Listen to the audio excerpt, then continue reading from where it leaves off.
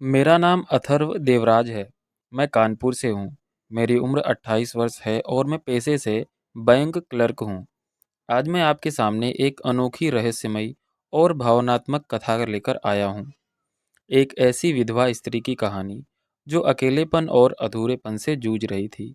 यह कहानी किसी भौतिक सुख की नहीं, बल्कि एक आत्मा की पुकार और आत्मीय स्पर्श की है। कहानी की नायिका अमृता 35 वर्ष की बेहद सुंदर, सौम्य और आकर्षक स्त्री थी। उसका चेहरा भोलापन और गहराई दोनों का मिश्रण था। वह एक लोअर मिडिल क्लास परिवार से थी, जिसने जिंदगी में बहुत ही संघर्ष देखे थे। 1 साल पहले ही उसके पति का सड़क दुर्घटना में देहांत हो गया था। उसके बाद से उसका संसार बदल गया। घर की दीवारें जैसे मौन हो गई और रातें किसी अंतहीन खालीपन में डूब गई। उसका एक बेटा था, अभय, जो पढ़ाई में बहुत होशियार था और एसएससी की तैयारी कर रहा था। अभय शांत स्वभाव का था, शर्मीला और अपनी माँ का आज्ञाकारी बेटा था। पति के मृत्यु के बाद अमृता ने समाज के सभी नियमों का पालन किया। उसने रंगीन कपड़े पहनने छोड़ दिए, केवल सफ़ेद वस्त्र धारण करने लगी। हर दिन वह पूजा करती, मंदिर जाती, लोगों की मदद करती, लेकिन भीतर एक ऐसी खामोशी थी जिसे कोई नहीं समझ सकता था। वह बाहर से जितनी मजबूत थी, भीतर से उतनी ही अकेली। रात को जब घर शांत हो जाता, तो उसका मन अपने आप में ही अतीत में लौट जाता। उन दिनों में जब उसका पति उसके साथ था, जब जीवन में स्नेह और सुरक्षा थी, अब केवल यादें बची थी और वो भी अक्सर उसे रुला देती। दिन बीतते गए, अमृता का शरीर और मन दोनों थक चुके थे। वह अब भी सुंदर लगती थी, पर उस सुंदरता में अब एक अधूरी तड़प झलकती थी। उसका चेहरा अक्सर उदासी से भरा रहता, जैसे किसी प्रतीक्षा में हो। एक दिन उसकी पुरानी सहेली सुधा उससे मिलने आई। सुधा चंचल स्वभाव की, थोड़ी बातूनी थी। उसका पति मुंबई में नौकरी करता था और वह ज़्यादातर समय अपने घर पर अपनी बूढ़ी सास के साथ रहती थी। दोनों सखियों की बातें अक्सर देर तक चलती, कभी अतीत की, कभी समाज की, तो कभी उन भावनाओं की जिन पर औरतें खुलकर बात नहीं करती। इसी बीच सुधा ने अमृता को एक सुझाव दिया। उसने कहा, अमृता, तू अपने मन का बोझ हल्का क्यों नहीं करती? हर समय चिंता में डूबे रहना तुझे बीमार कर देगा। कुछ ऐसा कर जो तुझे भीतर से राहत दे। अमृता मुस्कुराई और बोली, क्या करूं सुधा, मेरा जीवन अब तो जैसे रुक गया है। सुधा बोली, तो चल मेरे साथ गांव। वहाँ मेरे मायके में एक भतीजी की शादी है। माहौल अच्छा रहेगा, नए लोग मिलेंगे, मन भी बदल जाएगा। अमृता पहले तो झिझकी, मुझे वहाँ कौन जानता है? सुधा ने कहा, यही तो बात है, कोई नहीं जानता, इसीलिए तू खुलकर रह सकेगी। कुछ दिन के लिए आ जा। अमृता ने थोड़ा सोचा, शायद यही परिवर्तन उसके मन को राहत दे, और उसने हाँ कर दी। दोनों अगले दिन गांव जाने की तैयारी करने लगी। सुधा का मायका चित्रकूट के पास एक छोटे से गांव में था। 2 दिन बाद वे ट्रेन से रवाना हुई। गांव पहुंचते ही उनका स्वागत बड़े स्नेह से किया गया।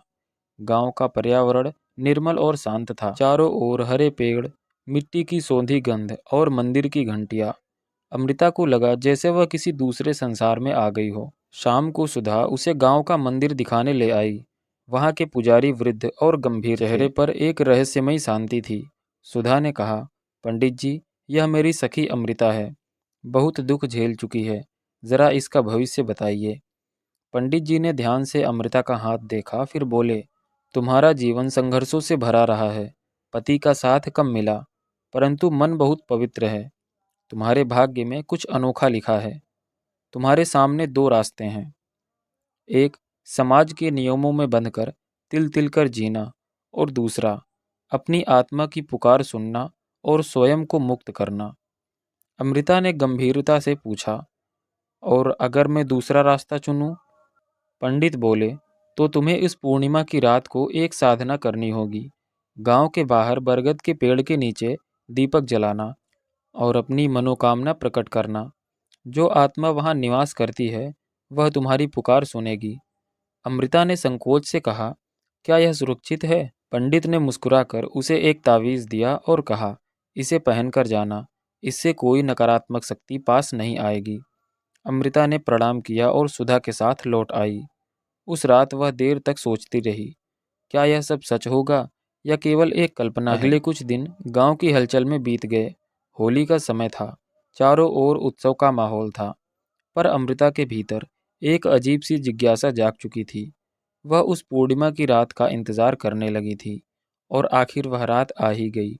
अमृता सफ़ेद साड़ी पहने पूजा का सामान लेकर चुपचाप खेतों के रास्ते जंगल की ओर निकल पड़ी। रात गहराती जा रही थी। चांदनी में उसका चेहरा किसी तपस्वी की तरह लग रहा था। बरगद के नीचे पहुंचकर उसने दीपक जलाया और उसकी परिक्रमा करने लगी। हवा ठंडी थी।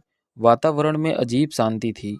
सातवीं परिक्रमा पूरी होते ही जैसे कोई कंपन उठा। पेड़ की पत्तियां सरसराने लगी और एक धीमी आवाज हवा में गूंजी, क्या चाहती हो तुम स्त्री? अमृता एक पल के लिए थम गई, पर उसने हिम्मत जुटाई और बोली, मैं शांति चाहती हूँ बाबा। मेरे जीवन का सूनापन मिट जाए, बस यही वरदान चाहती हूँ। आवाज ने उत्तर दिया, तेरी इच्छा पूरी होगी, पर याद रख, हर वरदान के साथ एक परीक्षा आती है। तुझे अपने भय को त्यागना होगा और आत्मा की शक्ति पर विश्वास रखना होगा। अमृता ने सिर झुका दिया और कहा, मैं तैयार हूँ बाबा। बरगद के नीचे की हवा में हल्का उजाला फैलने लगा। उसे लगा जैसे किसी अदृश्य ऊर्जा ने उसे चारों ओर से घेर लिया हो। वह ऊर्जा ठंडी थी, पर उसमें एक अजीब सुकून था, जैसे कोई उसे धीरे धीरे अपने स्नेह में समेट रहा हो। अमृता की आंखें बंद हो गई। अब वह भय में नहीं, बल्कि एक अद्भुत शांति में थी, जैसे किसी ने उसके मन के बोझ को हल्का कर दिया हो। बरगद की डालियों से 5 प्रकाश रेखाएं उतरी। वो 5 आत्माएं थीं, सफ़ेद आभा में लिपटी हुई। उनकी उपस्थिति में कोई भय नहीं था, केवल एक दिव्य ऊर्जा का स्पंदन था। एक आत्मा ने कहा, हम तुम्हारी पुकार सुनने आए हैं। तुम्हें जिस स्नेह और जिस संतोष की तलाश है, वह तुम्हें अब मिलेगा। यह कोई पाप नहीं, बल्कि आत्मा का आशीर्वाद है। अमृता ने सर झुका दिया। वह अब उस क्षण में खो चुकी थी, जहाँ मन, शरीर और आत्मा के बीच कोई भेद नहीं रह जाता।